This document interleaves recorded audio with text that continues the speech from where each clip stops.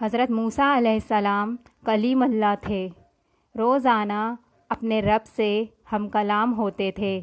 ایک دن اللہ کا حکم ہوا کہ موسیٰ جاؤ اور اپنے سے کم تر کو تلاش کر کے لے کر آؤ۔